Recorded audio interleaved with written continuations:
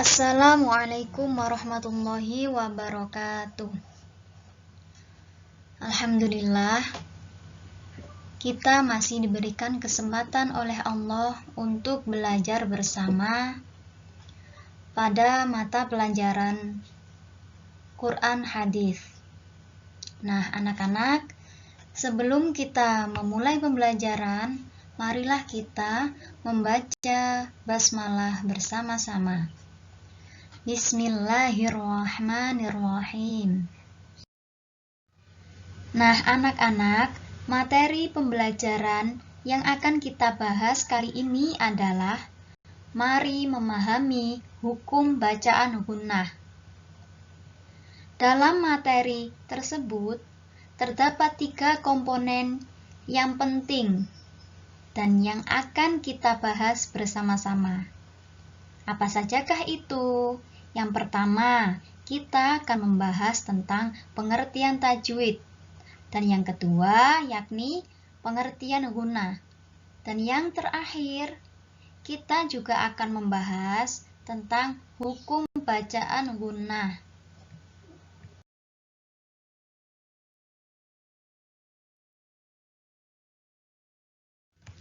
Sebelum Ustadzah lanjutkan ke pembahasan, Ustadzah ingin bertanya kepada semuanya. Apa yang kamu ketahui tentang tajwid? Dan tahukah kamu arti hukum bacaan gunnah? Ayo, coba anak-anak. Mungkin ada yang tahu atau mau bertanya kepada ibu, ayah, ataupun kakek, nenek, dan kakaknya. Silahkan, hehehe. Nah, materi inilah yang akan kita bahas ya anak-anak.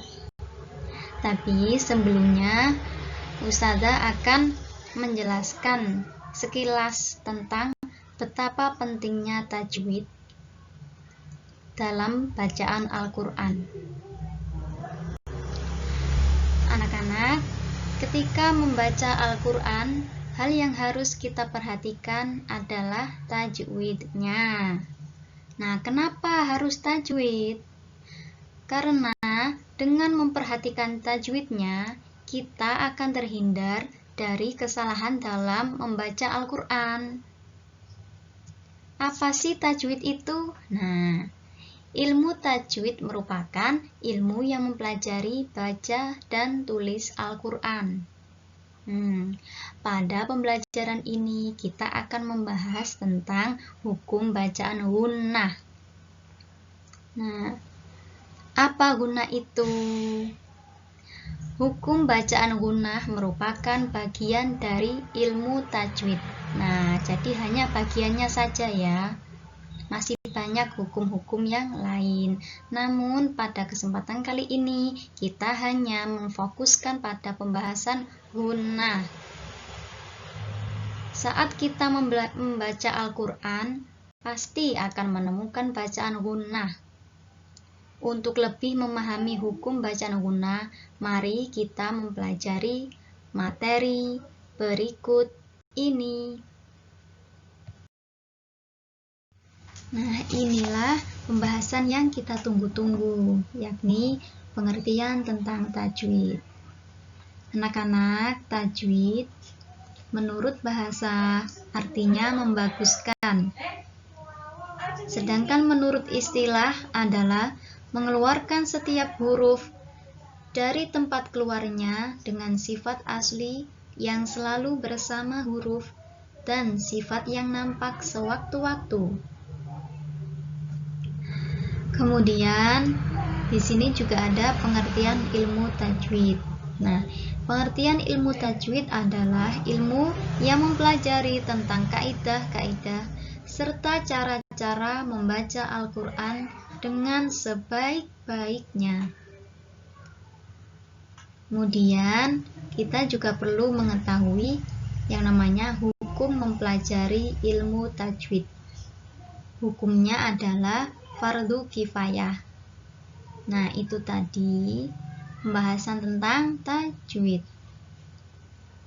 Intinya anak-anak, kita sebisa mungkin harus mempelajari ilmu tajwid. Karena dengan ilmu tajwid, bacaan Al-Quran kita akan benar dan terhindar dari kesalahan. Ilmu tajwid merupakan ilmu yang mulia.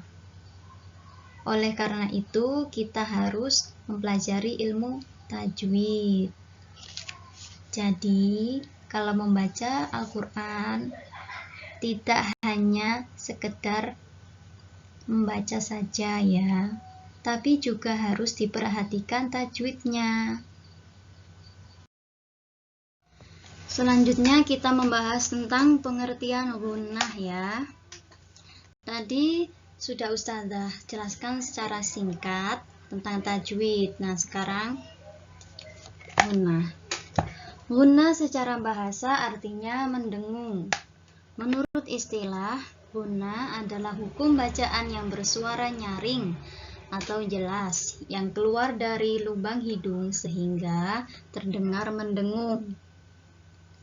Nah, anak-anak, gunnah juga bisa berarti perpaduan antara dua huruf yang sama, namun yang pertama itu huruf mati atau disukun, dan yang kedua baru huruf yang berharokat. Nah, kedua huruf tadi kemudian ditulis menjadi satu dan disertai berdengung dalam membacanya. Kemudian huruf gunnah itu ada dua, hanya ada dua. Yang pertama mim dan yang kedua nun. Dan keduanya sama-sama bertasydid. Cara membacanya juga dengan mendengung dan ditahan sebentar, sekitar 2 ketukan. Nah, jadi diingat-ingat ya anak-anak ya. Hurufnya gunnah ada berapa tadi? 2. Apa saja? Mim dan nun. Nah, cara membaca gunnah tadi gimana? Harus mendengung. Harokatnya harus apa? Harus bertasydid. Oke anak-anak, sekarang kita pada pembahasan yang terakhir yakni hukum bacaan gunnah. Hukum bacaan gunnah dibagi menjadi 2, yaitu hukum bacaan gunnah dengan huruf mim tasydid dan hukum bacaan gunnah dengan nun tasydid. Nah, sekarang kita membahas yang hukum bacaan gunnah dengan huruf mim tasydid. Berikut adalah contoh hukum bacaan gunnah dengan mim tasydid. Nomor 1, falamma, dibaca falamma, tidak boleh dibaca falama gitu.